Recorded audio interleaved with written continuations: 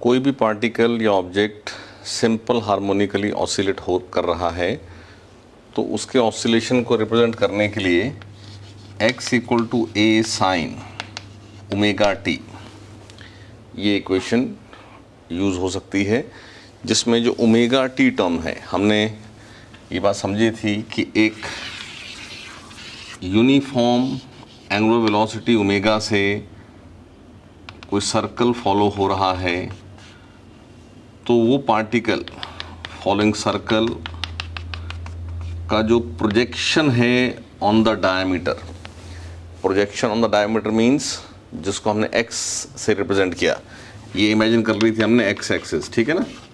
तो ये कोई भी थीटा जब कवर होगा तो SHM या डायमीटर पर x कवर होगा, ठीक है। और इस थीटा की वैल्यू है ओमेगा टी, हमने उसको SHM में बोल दिया फेज, यानी किसी टाइम t में what is the phase covered, it is omega T, और वो फेज पुट करके आपके पास x आएगा, ठीक है। अब यहाँ समझना है इस बात को कि x इक्वल टू 0 से x equal to plus a चलते हुए phase 0 to pi by 2 cover होता है, प्लस a टू 0 जो रिवर्स आना है तो फेज पाई बाय 2 से पाई, क्योंकि ये एंगल तो यहाँ से मेजर हो रहा है ना, तो ये फेज पाई बाय 2 से पाई चेंज होगा। ऐसे ही 0 टू माइनस a, तो ये एंगल पाई से 3 पाई बाय 2 और माइनस a से फिर 0, तो 3 पाई बाय 2 से 2 पाई। हमें SHM की सारी बात को थोड़ा फेज वाइज भी अंडरस्टैंड करना है, तो ये समझ लें इस बात को। मैं यहाँ अलग से खाली एक x एक्सिस लेकर के, क्योंकि सर्कल तो हमारा एक इमेजिनरी मॉडल है, अदरवाइज हमें तो ऑसिलेशन ही डील करना है ना। तो ये x इक्वल टू 0 और यहाँ पर इस डायरेक्शन में जब ये सर्कल फॉलो हो रहा होता है तो फॉलो होते हुए ये मूवमेंट है, तो 0 पर वेलोसिटी पॉजिटिव डायरेक्शन में है, which is the start of any oscillation. तो 0 टू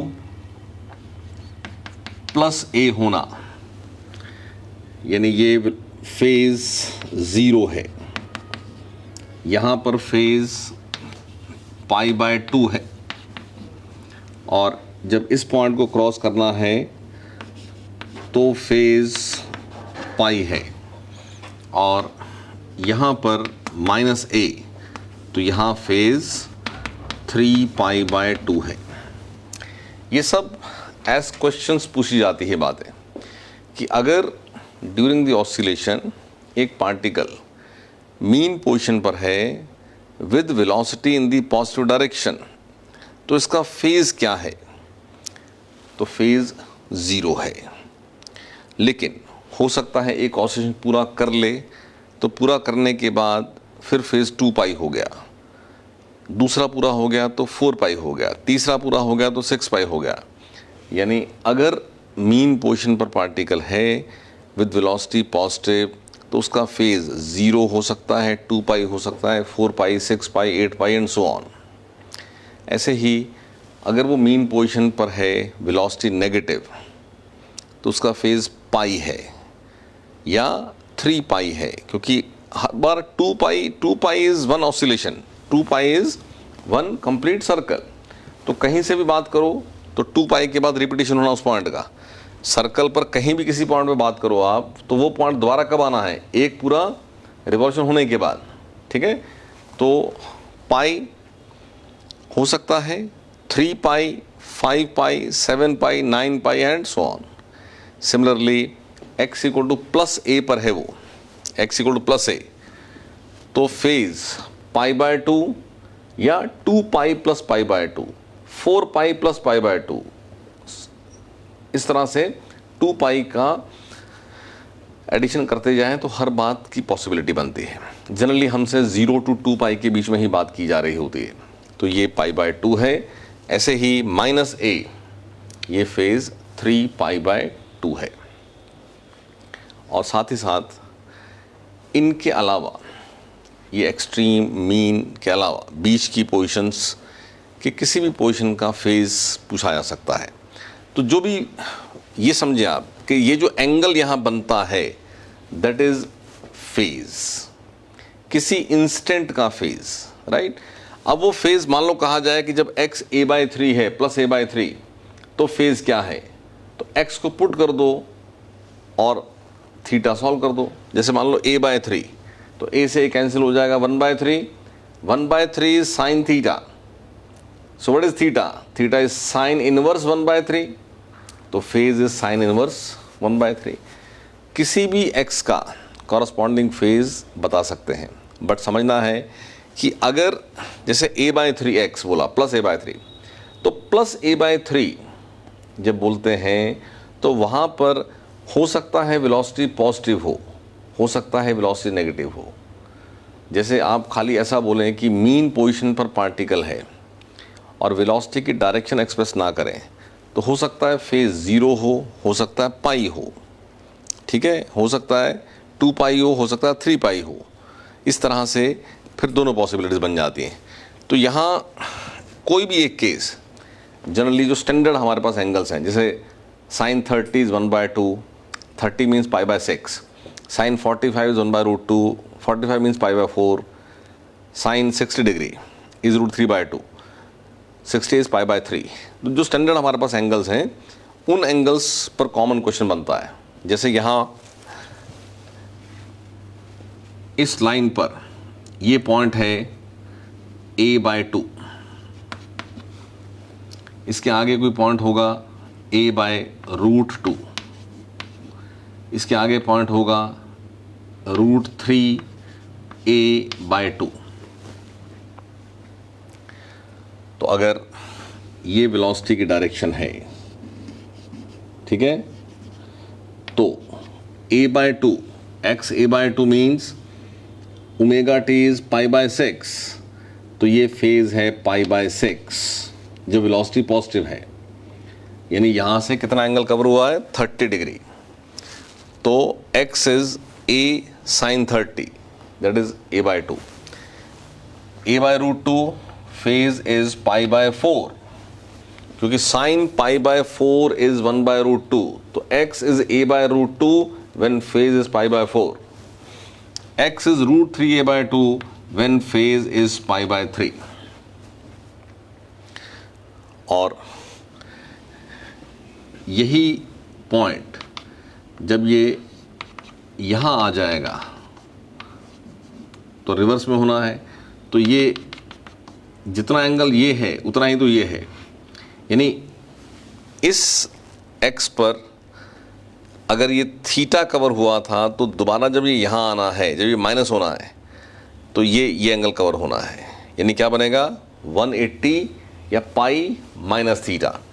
तो ये फेज यहाँ से यहाँ कितना था π/6 ना, तो रिवर्स में यहाँ पूरा होता था पाई।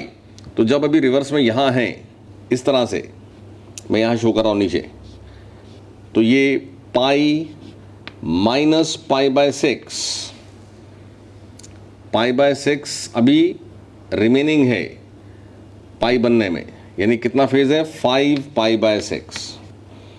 ऐसे ही ये यहाँ से यहाँ था π/4, तो यहाँ रिवर्स में जब हैं तो पाई माइनस π/4 यानी कि 3 π/4, यहाँ पाई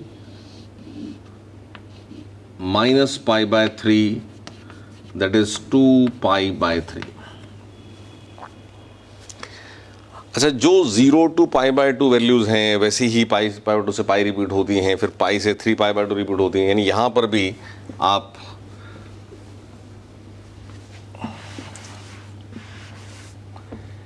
ये जो -a पॉइंट दिया था x इज -a, जिसके लिए फेज 3 π/2 था, ठीक है, इसके बीच में ये -a/2 -a/√2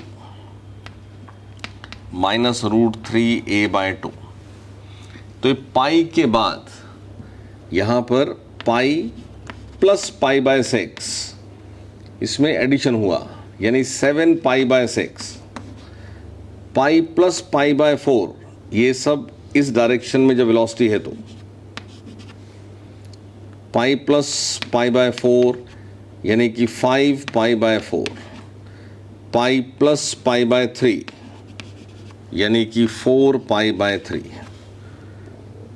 और यहां से रिवर्स जब होना है लाइक दिस तो 2 पाई, जब रिवर्स यहां आ जाएंगे तो फेज 2 पाई हो जाएगा, एक ऑसिलेशन कंप्लीट हो जाएगा। तो ये पोजीशन का मतलब है 2 पाई माइनस पाई बाय 6, इस पोजीशन का मतलब है 2 पाई माइनस पाई बाय 4, और इसका मतलब है 2 पाई माइनस पाई बाय 3, ये पोजीशन। तो हमें फेज वाइज इस सारी बात की अंडरस्टैंडिंग होनी ज़रूरी है। अब देखो हम T0 पर, जैसे यहाँ शो किया है कि T0 पर यहाँ थे, ऑसिलेशन हो रहा है, हम जिस इंस्टेंट को T=0 बोलते हैं that is the instant when we have started the observation. तो हो सकता है ना कि ऑब्जर्वेशन आपने जब शुरू किया तो उस समय पार्टिकल एट सम x था, ठीक है, तो एट सम यानी T0 पर ही कोई x था, यानी T0 पर ऑलरेडी कोई फेज कवर्ड था। जैसे फॉर एग्जांपल जब हमने ऑब्जर्वेशन स्टार्ट किया तो पार्टिकल a/2 पर था विद वेलोसिटी पॉजिटिव, तो उसका फेज बिगिनिंग में ही π/6 था। तो यहाँ जो ये एंगल है, जब आप खाली ω/t लिखते हैं उसका मतलब होता है कि T0 पर दिस एंगल इज 0, बट अगर ऑलरेडी कुछ एंगल रहेगा तो हम इसको यहाँ इस तरह से शो कर देते हैं। What is this phi? This phi is initial phase, that is phase at t=0, ठीक है। तो ये इनिशियल फेज एट t=0। तो अभी ये कंप्लीट इक्वेशन और इसमें फेज की ये सारी बात आपने अंडरस्टैंड करके रखनी है। अब यहाँ ऐसा भी देखो क्वेश्चन बनता है कि कोई फेज़ कवर करने में क्या टाइम लगा। जैसे ऑलरेडी कोई फेज़ था φ1 और फिर कोई फेज़ चेंज होके हो गया φ2, तो जो भी चेंज ऑफ फेज़ है आपने SHM कोई सर्कल के मॉडल से ध्यान रखना है। जैसे यहाँ कोई एंगल थीटा रोटेट होने में कितना टाइम लगा, का आंसर है θ/ω, बिकॉज थीटा इज ω/t। तो ऐसे ही मान लो फेज φ1 था और φ1 से φ2 हुआ तो कितना टाइम लगा, तो φ2 माइनस φ1 अपॉन ω। SHM में कैसे क्वेश्चन बनाएंगे कि a/2 से a/√3 a/2 तक जाने का कितना टाइम है। एक पार्टिकल SHM परफॉर्म कर रहा है तो 0 to a/2 कितना टाइम है, a/2 से प्लस a कितना टाइम है, ठीक है ना, कोई भी टाइम पर रिवर्स आ रहा है, प्लस a/2 से माइनस a/2 कितना टाइम है। तो आपने जो भी x आपको दिया जाए वो x1 से आपके पास एक फाई आएगा। ये इक्वेशन है आपके पास, ये पूरा एंगल फाई होता है, मतलब फेज होता है जिसको मैं फाई बोल रहा हूँ। ये तो फाई इनिशियल फेज है ना, जब टी पुट कर देंगे तो भी तो एंगल ही तो है ये उस इंस्टेंट का, उस टी का जो फेज है। तो फेज एट एनी टी φ1 है, phase at any other T φ2 है। तो φ2 माइनस φ1 ये फेज चेंज होने में कितना टाइम लगा। So if phase changes by phi then time taken to change that phase is φ/ω। या आप ऐसा समझें कि phase changes by delta phi. कोई T1 पर फाई 1 है और T2 पर फाई 2 है, तो what is T2 minus T1, what is the time interval? तो delta phi change of phase, because that phase is changing at a constant rate. SHM में जो x कवर हो रहा है वो कोई यूनिफॉर्म रेट नहीं है। इस xt फंक्शन में अगर आप डिफरेंशिएट करें, वेलोसिटी बनाएं, वेलोसिटी डिफरेंशिएट करें, एक्सेलरेशन बनाएं, जो हमने बनाया भी था, तो एक्सेलरेशन हर t पे डिफरेंट था। एक्सेलरेशन खुद x डिपेंडेंट आया था। SHM में force is directly proportional to x, तो acceleration is dependent on x। So वैसे बात करें इस स्ट्रेट लाइन पर, ये नॉन यूनिफॉर्मली एक्सेलरेटेड मोशन का एग्जाम्पल है।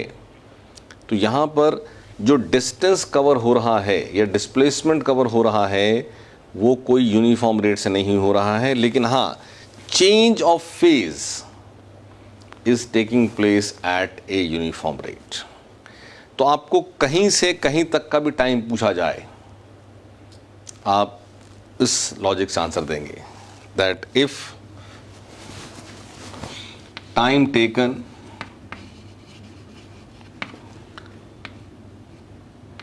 For change of phase by delta phi is equal to t, which is given as delta phi upon omega। हमें ये बहुत कॉमन क्वेश्चंस मिलने हैं कि इस x से इस x तक जाने का टाइम क्या है। जैसे मैं कुछ एग्जांपल्स यहाँ मेंशन करता हूँ।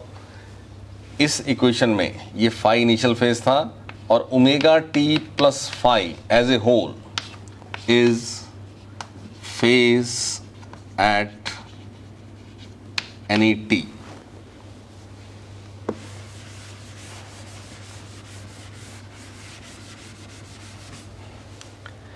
जैसे time taken from x equal to 0 to x equal to plus a by 2। अच्छा, ये भी एक पॉइंट है कि 0 से a by 2, जैसे वापस आके भी तो a by 2 होना ना, तो ये मिनिमम टाइम की बात हो रही होती है, यानी यहाँ से बस यहाँ तक जाने का टाइम, क्योंकि a by 2 पर ही वापस भी आएगा ना, तो कहाँ से कहाँ तक का टाइम, तो ये minimum time taken from x0 to a by 2। तो x0 means phase 0, a by 2 means phase pi by 6, तो change of phase delta phi is pi by 6 minus 0। ठीक है, so delta phi is pi by 6 minus 0। So time taken t is pi by 6 by omega.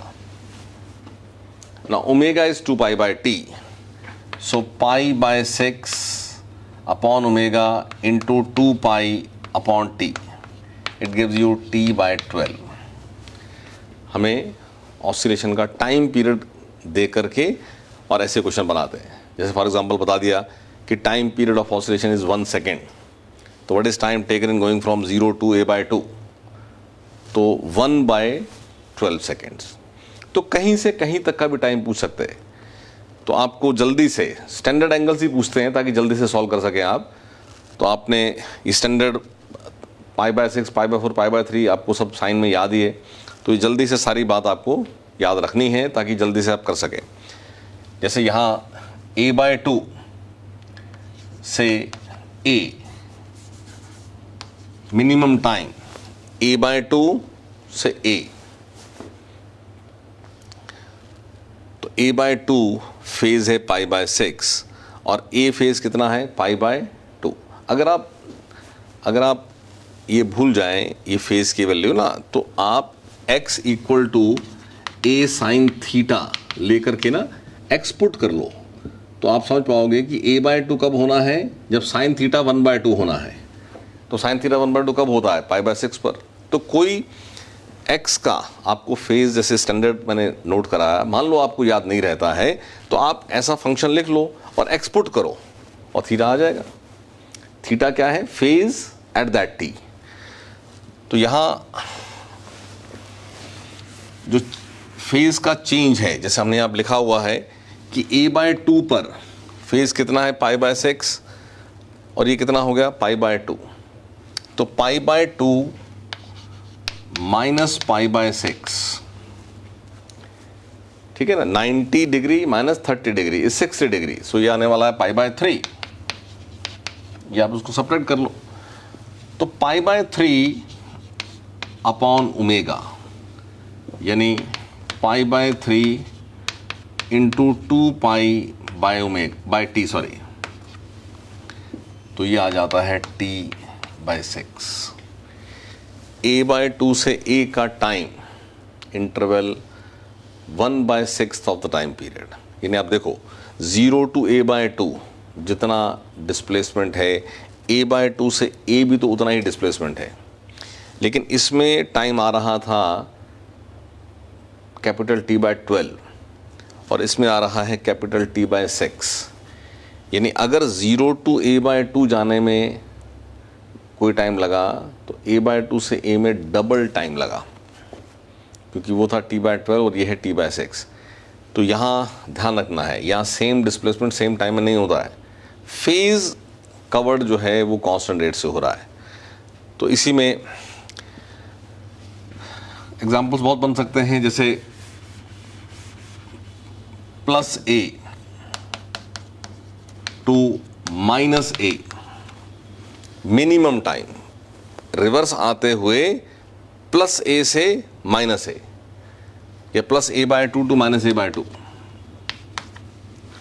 तो +a/2 to -a/2।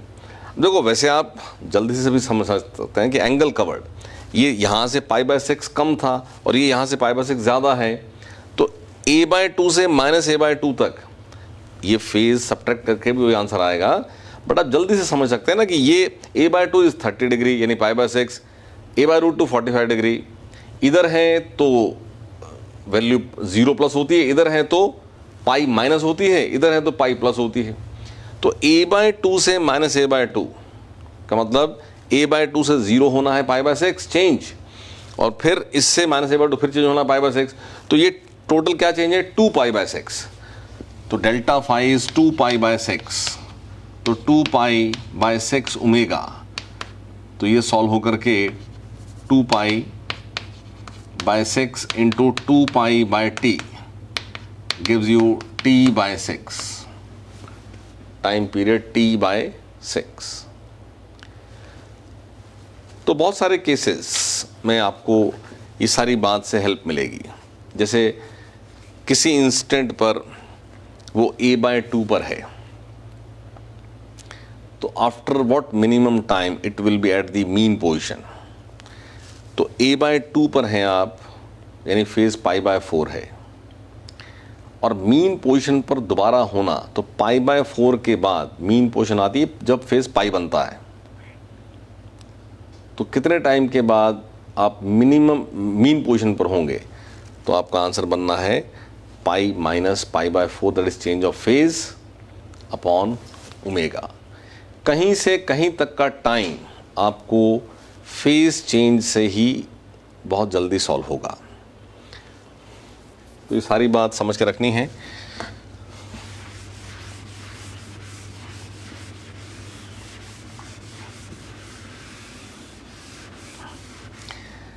और ये भी जल्दी समझें कि 0 से +a, ये 90 डिग्री फेज चेंज है, तो 0 से t/4 पूरा टाइम पीरियड, पूरा 2π कवर करने का टाइम है capital T।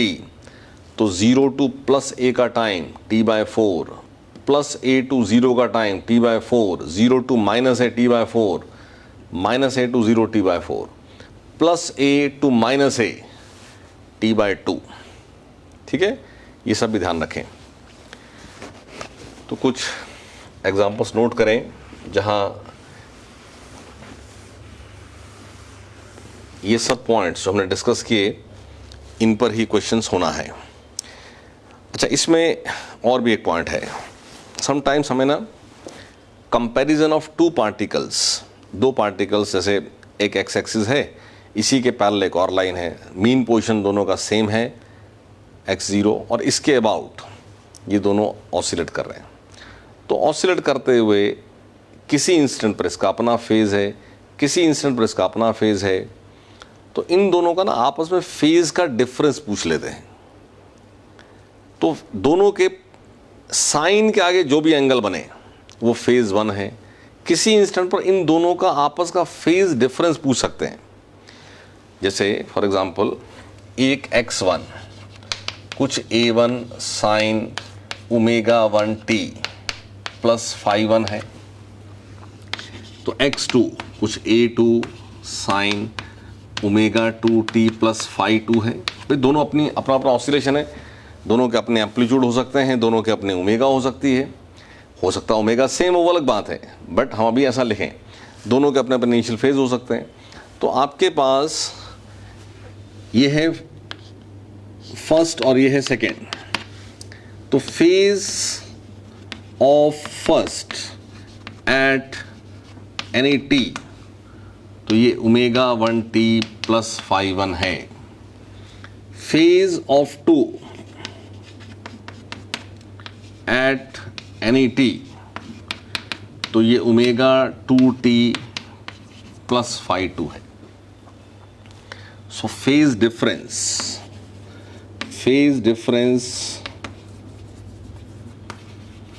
Between 1 and 2 at any T, तो इन दोनों के उस t पर जो फेज हैं उनका subtraction, it is omega 2t plus phi 2 minus omega 1t plus phi 1।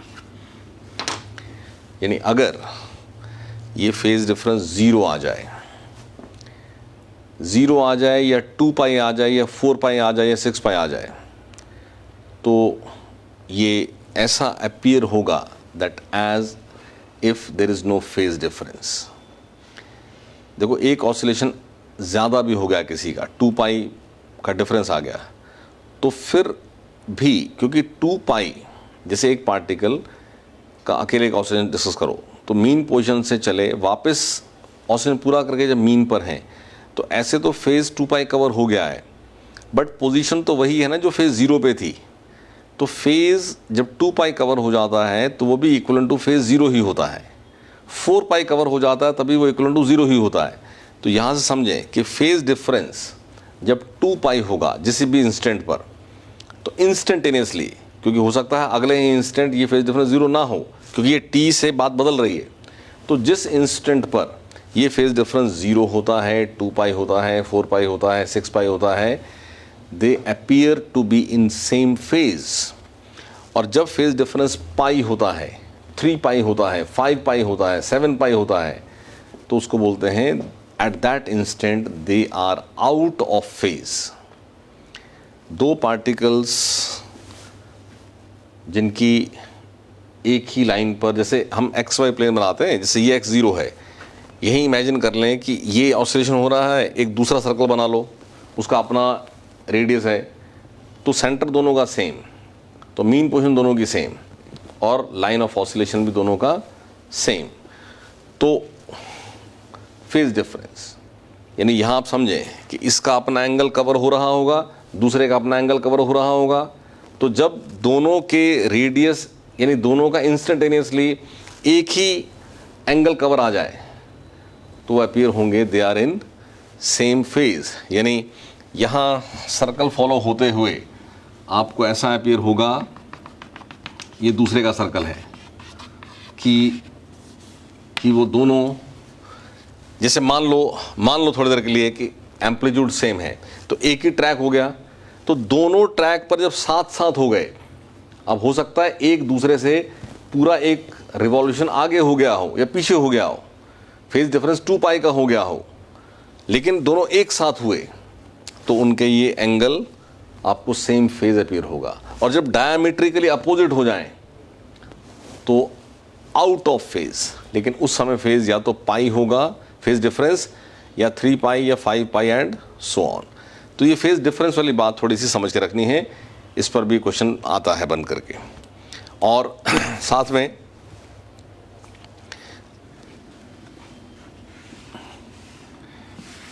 इसको ऐसा भी एक केस देखें कि अगर मान लीजिए ओमेगा दोनों का सेम दिया है,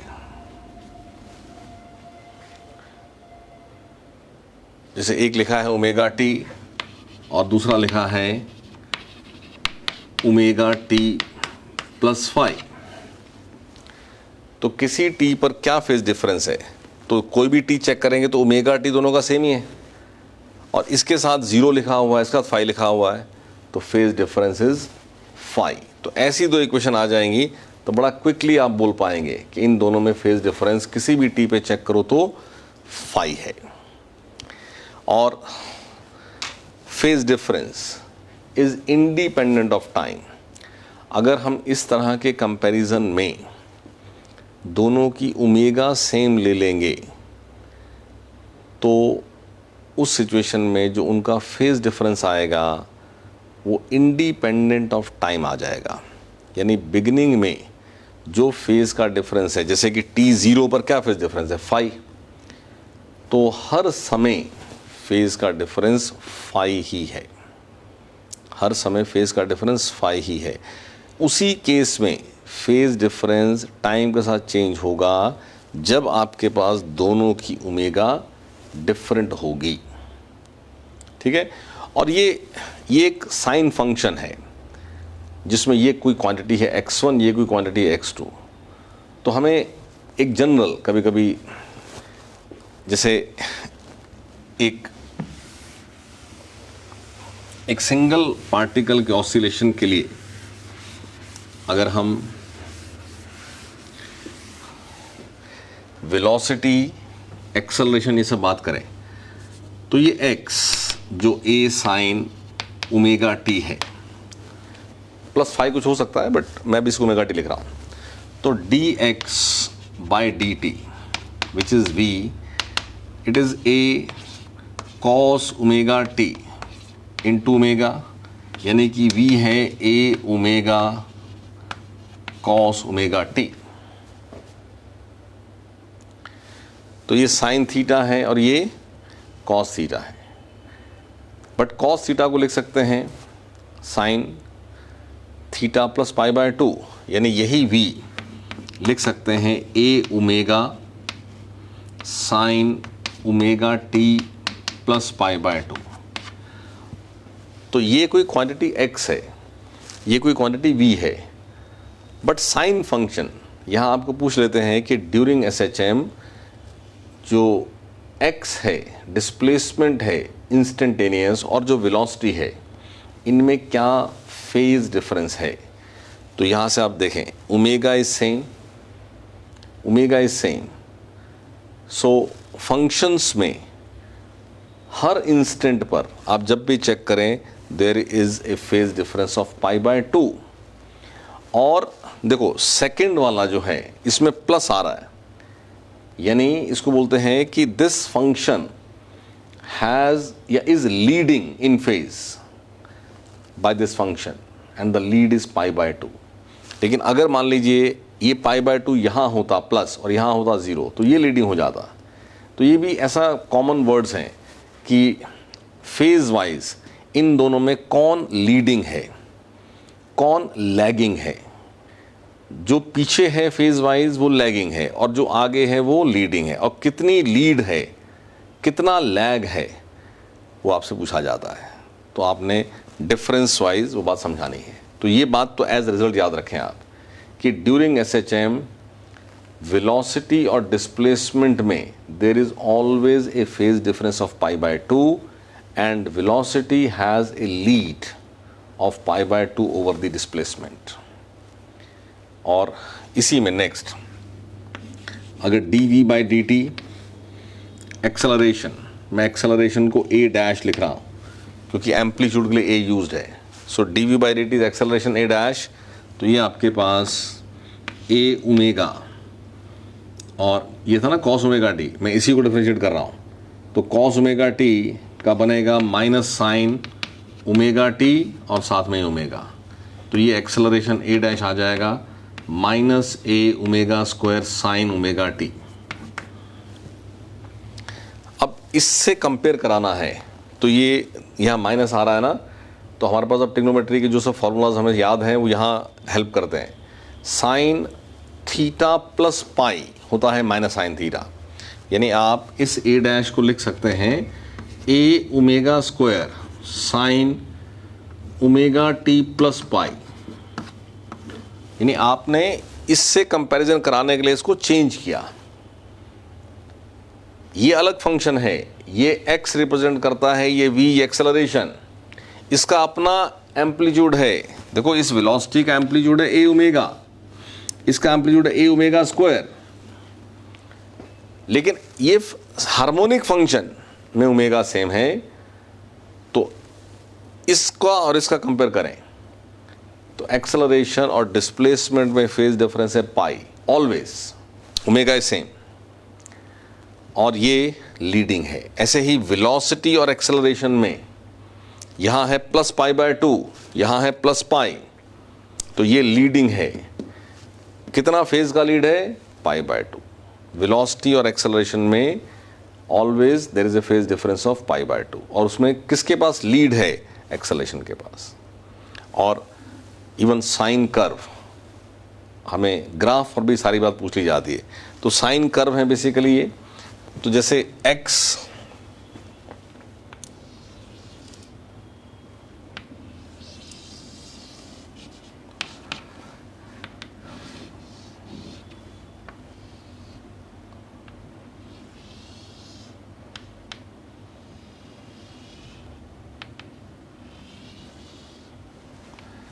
ये x t कर्व, तो ये प्लस a पीक वैल्यू और ये माइनस ए। जो टाइम पीरियड टी यहां है, सेकंड जो फंक्शन है वेलोसिटी टाइम,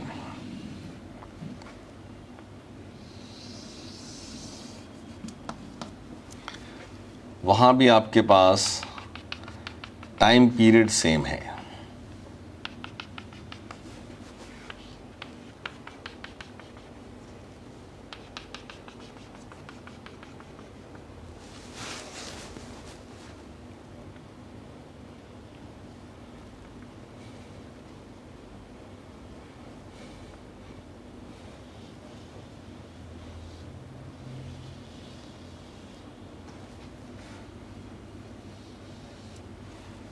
ये आपके पास प्लस ए ओमेगा, ये वैल्यू है माइनस ए ओमेगा।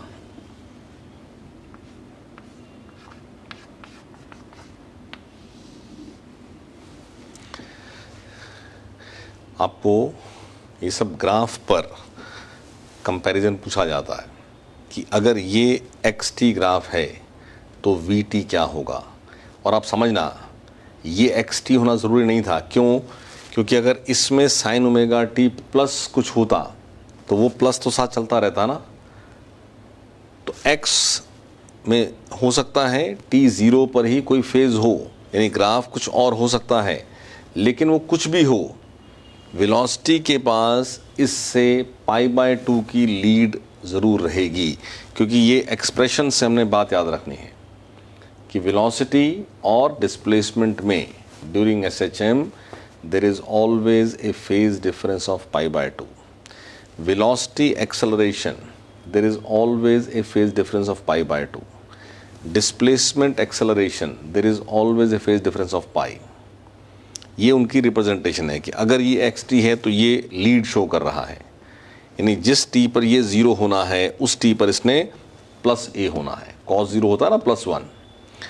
और ऐसे ही अगर आप एक्सेलरेशन का ग्राफ शो करें विद टाइम, मैं इसी के साथ शो कर रहा हूँ ताकि सेम टाइम पीरियड शो हो सके, तो ये आपके पास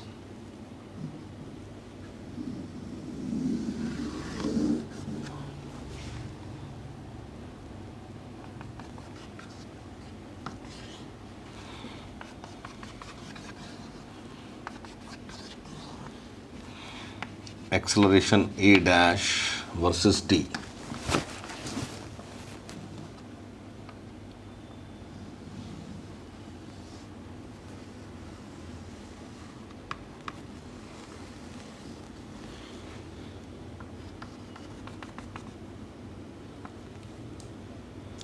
Omega square a minus omega square a. ठीक है, time period same but phase difference graph पे शो हुआ.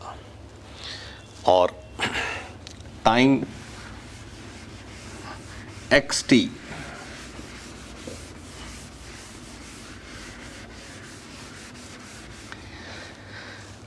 X T function, V T function, acceleration time function, but velocity in terms of displacement भी पूछ लेते हैं, acceleration in terms of displacement भी पूछ लेते हैं. तो ये एक्सेलरेशन जो minus A omega square sine omega T है, तो ए साइन ओमेगा टी तो एक्स होता है. तो यहाँ से इन terms of x A dash it is minus A omega minus omega square x, minus omega square x. और साथ ही साथ वेलोसिटी अगर एज फंक्शन ऑफ एक्स, अब यहाँ ना कॉस फंक्शन है तो साइन से कॉस बन सकता है कि कॉस ओमेगा टी क्या होगा, 1 minus sine square omega T under root. Now sine omega T, sine omega T जो है वो x अपॉन ए है. So cos omega T it is 1 minus X square by A square under root. So cos omega T is A square minus X square upon A square under root. तो ये under root में ए square का बन जाएगा ए यहाँ आ जाएगा. तो A cos omega T ये है under root of A square minus X square. तो ए कॉस ओमेगा टी को आप रिप्लेस कर दें तो velocity in terms of x ये होती है ओमेगा इंटू ए स्क्वायर माइनस एक्स स्क्वायर. तो velocity in terms of T, velocity in terms of x, mostly हमें इन टर्म्स ऑफ एक्स पूछते हैं. Acceleration in terms of T, acceleration in terms of x. और ये बात जल्दी से याद रखेंगे कि वेलोसिटी की मैक्सिमम वैल्यू है ए ओमेगा, एक्सेलरेशन की मैक्सिमम वैल्यू है A omega square. Velocity maximum होती है when particle is at the mean position. Velocity zero होती है when particle is at any of the extreme position, plus A या minus A. ऐसे ही acceleration is zero when particle is at the mean position. Acceleration is maximum, यानी magnitude of acceleration is maximum at any of the extreme, चाहे plus A या minus ए. और direction of acceleration is always towards the mean position. ये velocity की direction कभी away from mean है, कभी towards mean है. वो तो ऑसिलेशन में हमें आइडिया रहता ही है कि 0 टू प्लस ए जाते हुए वो पॉजिटिव है, प्लस ए से माइनस ए तक जाते हुए हर समय नेगेटिव है, माइनस ए से प्लस ए पॉजिटिव है, प्लस ए से माइनस ए नेगेटिव है. तो ये सारा पॉइंट जो डिस्कस किया है, ये जो मैंने बॉक्स में कर दी सारी बात, ये ध्यान रखनी है क्योंकि इस पर क्वेश्चंस आने हैं. और फेज रिलेशनशिप वाली बात भी याद रखनी है.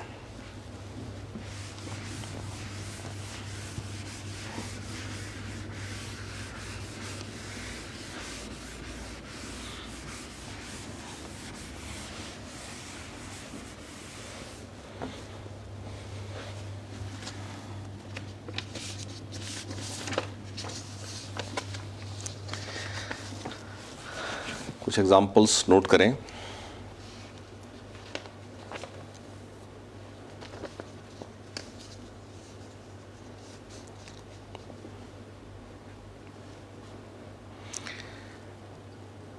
A particle executes SHM between x equal to minus a to x equal to plus a. Full stop. The time taken for it in going from 0 to a by 2 is t1, and from a by 2 to a is t2. Then compare t1 and t2. तो ये हमने already वैसे discuss भी किया कि x0, देखो एक तो हमें ऐसे केस में हमेशा मिनिमम टाइम की बात करनी है, x0 से a बाय 2, ठीक है, और ये a, तो 0 टू a बाय 2 मतलब ये फेज 0 है, ये फेज पाई बाय 6 है और ये फेज पाई बाय 2 है. तो 0 to a by 2 time taken is t1. So t1 is pi by 6 minus 0 by omega, यानी कि पाई बाय 6 ओमेगा. और t2 it is pi by 2 minus pi by 6 upon omega. This is pi by 3 omega. So you have to compare. So T1 by T2 करें, divide. तो pi by 6 omega, pi by 3 omega. Answer आता है pi by 6 omega into 3 omega by pi, यानी T1 by T2 is 1 by 2. यानी T2 जो है वो 2T1 है. अभी पहले भी डिस्कस की थी ये बात कि यहाँ से यहाँ तक का टाइम टेकन आता था टाइम पीरियड बाय 12, यहाँ से यहाँ तक आता था टाइम पीरियड बाय 6. तो क्लियरली ये T2 जो है वो 2T1 था. ठीक है, वो तो अभी सॉल्व किया था तो इसलिए वो रिलेट हो रहा है. बाकी आपने पूरा सॉल्व करना है तो आप ऐसा कर दें. एब्सोल्यूट T पूछा ही नहीं है, कंपैरिजन पूछा है, तो इसलिए मैंने ओमेगा पुट ही नहीं किया. मैंने ओमेगा में ही रहने दिया उसको और डिवाइड कर दिया. ठीक है, नेक्स्ट.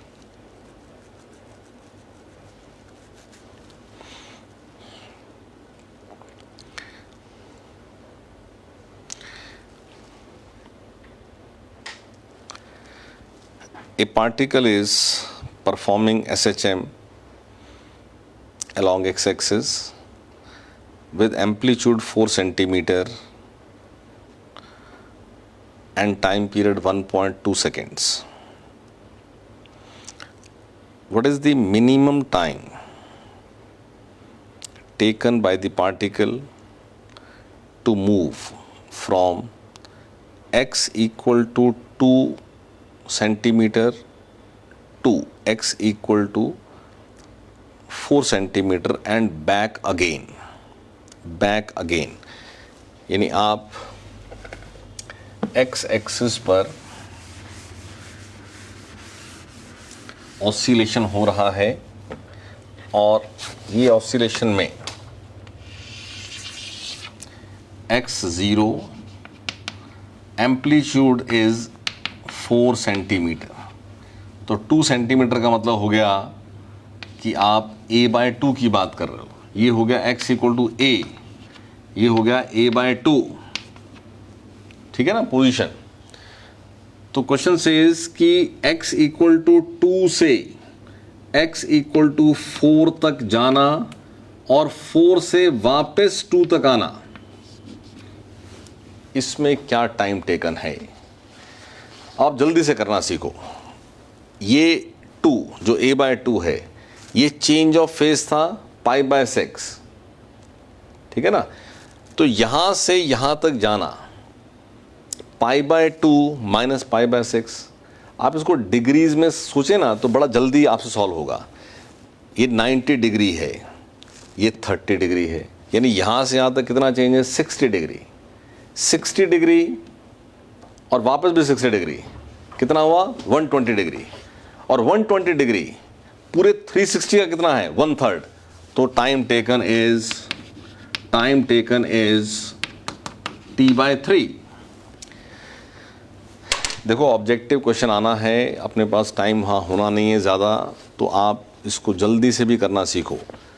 रेडियन में बात होती रहती है वो ठीक है, बट है तो डिग्रीज में भी कर सकते हैं ना। पूरा रिवॉल्यूशन में टाइम लगता है 1 टाइम पीरियड। तो अगर एंगल रोटेटेड, उस पूरे एंगल का 2 पाई का या 360 डिग्री का आपको पता है फ्रैक्शन कितना है, 1/4 है, 1/3 है, 1/2 है, तो टाइम टेकन क्या होना है पूरे टाइम पीरियड का, उतना ही फ्रैक्शन, क्योंकि वो तो यूनिफॉर्म रेट है। तो मैंने जल्दी से इसको सॉल्व किया। 2 सेंटीमीटर a/2 था और 4a था, तो यहाँ से यहाँ जाना का मतलब फेज का चेंज होना 30 डिग्री टू 90 डिग्री, तो 60 डिग्री ये हो गया और वापस फिर यहाँ आना, तो 60 + 60 हो गया 120। तो 120 डिग्री का फेज कवर करने में क्या टाइम लग रहा है, 120 डिग्री पूरे 360 डिग्री का 1/3 होता है। तो ये टाइम टेकन भी टाइम पीरियड का 1/3 होगा। और इस क्वेश्चन में टाइम पीरियड गिवन है 1.2 सेकेंड्स, तो 1.2 सेकेंड्स पुट करें और टाइम टेकन सॉल्व हो जाएगा। Next question, A particle is executing SHM of amplitude 4 centimeter and time period 4 seconds. Time period 4 seconds. What is the time taken by it to move from positive extreme position to half the amplitude? Positive extreme to half the amplitude. Again minimum time में पूछा जाता है, तो ये positive extreme to half the amplitude same case है, 4 centimetre half the amplitude. तो ये कितना एंगल है, ए से a/2 एंगल कवर्ड है 60 डिग्री, क्योंकि ये है 30 डिग्री, तो 60 डिग्री का टाइम पूछा है। अब 60 डिग्री, अब जल्दी से करें, 60 डिग्री 360 का क्या है 1/6, तो ये टाइम कितना लगना है 1/6 ऑफ टाइम पीरियड। क्वेश्चन में आपको टाइम पीरियड गिवन है 4 सेकेंड्स, तो आंसर आ जाएगा 4/6 सेकेंड्स। नेक्स्ट, अब बहुत बार ना हमें इक्वेशन दे करके क्वेश्चन पूछा जाता है। जैसे यहाँ एक SHM की इक्वेशन गिवन है, x is 10 sin 4 pi t plus pi/4, जिसमें x is in centimetre and t is in seconds। जो यूनिट x का रहेगा वही एम्पलीट्यूड का यूनिट रहेगा। यानी अगर x सेंटीमीटर में बताया है तो यहाँ जो एम्पलीट्यूड 10 है ना, ये 10 सेंटीमीटर हो गया, एम्पलीट्यूड इज 10 सेंटीमीटर। तो अब इसी में ये लिखने का मतलब है कि t0 पर ही फेज π/4 है। ठीक है, एक तो वो क्वेश्चन है स्ट्रेट, ये पूछना कि 0 to a/2 क्या टाइम लगेगा, a/2 से a क्या टाइम लगेगा। अब यहाँ क्या क्वेश्चन पूछा है कि ये इक्वेशन है, तो ये particle for the first time कब रेस्ट में आएगा। रेस्ट में आने का मतलब होता है फेज π/2 होना, 3 π/2 होना, 5 π/2 होना, 7 π/2 होना एंड सो ऑन, क्योंकि वो एक्सट्रीम की बात हो रही है। मीन पोजीशन पर होने का मतलब होता है फेज 0 होना, पाई होना, 2 पाई, 3 पाई, 4 पाई, वेलोसिटी की डायरेक्शन अपोजिट होती जाएगी, बट मीन पोजीशन पर होना तो 0 पाई, 2 पाई, 3 पाई, 4 पाई, यानी x की वैल्यू 0 कब आनी है, x की वैल्यू 1 कब आनी है। एक्सट्रीम का मतलब होता है एंगल की वैल्यू, सॉरी साइन थीटा की वैल्यू 1 आना, और मीन का मतलब है साइन थीटा की वैल्यू 0 आना। तो साइन थीटा 1 होता है π/2, 3 π/2, 5 π/2, 7 π/2 एंड सो ऑन, और 0 होता है 0 pi, 2 pi, 3 pi, 4 pi and so on. तो वो बात SHM में साथ में अप्लाई हो जानी है। तो ये particle for the first time rest में कब आएगा। अब ये ऑलरेडी t0 पर π/4 फेज पे था, तो रेस्ट में आना है जब π/2 होना है, तो π/4 मीन्स 45 डिग्री और π/2 इज 90 डिग्री। यानी फॉर द फर्स्ट टाइम जब इसको रेस्ट में आना है तो इसका जो चेंज ऑफ फेज होना है वो π/4 से π/2 होना है, यानी कि डेल्टा फाई जो है वो π/4 है, यानी वो पूरे 2 पाई का 1/8 है। So time taken is t/8।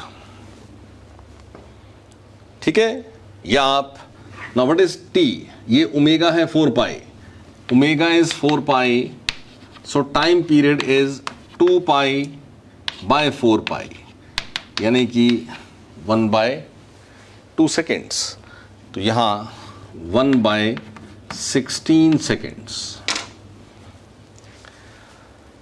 और ये भी क्वेश्चन यहाँ बना सकते हैं कि फॉर द फर्स्ट टाइम वो मीन पोजीशन पर कितने टाइम के बाद आएगा। मीन पोजीशन पर कितने टाइम के बाद आना, यानी मीन पोजीशन पर होने का मतलब है कि फेज 0 होना, पाई होना, 3 पाई होना, लेकिन फेज ऑलरेडी π/4 है, तो 0 तो ऑलरेडी कवर्ड है। तो अब कब 0 होना है, कब मीन पोजीशन आनी है, जब फेज पाई बनेगा। तो π/4 तो ऑलरेडी है, तो कितना चेंज ऑफ फेज होना है मीन पोजीशन तक आने के लिए, तो पाई माइनस π/4। तो पाई माइनस π/4 gives you 3π/4, तो time taken is 3π/4 omega. For the first time mean position पर कितने टाइम के बाद आना है। मीन पोजीशन है phase 0, pi, 2 pi and so on. इसका फेज 0 तो किसी टी पर होता ही नहीं है, ठीक है। तो इसके लिए t0 ही वो मोमेंट है जब π/4 फेज ऑलरेडी है। तो इसके लिए for the first time mean position कब आनी है, जब फेज पाई बनना है। आप समझे इस पॉइंट को। हो सकता है ये जो इनिशियल फेज है वो पाई से भी ज़्यादा हो, तो फॉर द फर्स्ट टाइम कब मीन पोजीशन पे आना है, जब फेज ने 2 पाई बनना है, ठीक है। तो वो बात समझे आप कि जो इनिशियल फेज है हो सकता है वो ऐसा दिया हो कि वो ऑलरेडी कोई बीच की वैल्यू है, तो उसके बाद नेक्स्ट कब आना है वो आपने सोचना है। सेम एक्सट्रीम के लिए अब ये π/4 था जो 0 और π/2 के बीच में लाई करता था, तो आपके पास एक्सट्रीम पोजीशन यानी रेस्ट कब होना है, π/2 पर। लेकिन यहां पर ये एंगल अगर ऑलरेडी π/2 से बड़ा होता तो इसने रेस्ट में आना था जब फेज ने 3π/2 बनना था, ठीक है। तो अभी इस केस में delta phi is pi minus π/4, that is 3π/4। So time taken is 3π/4 omega. What is omega? Omega is 4 pi. So 3 pi upon 4 into 4 pi. Pi से pi cancel. 3/16 seconds. Clear?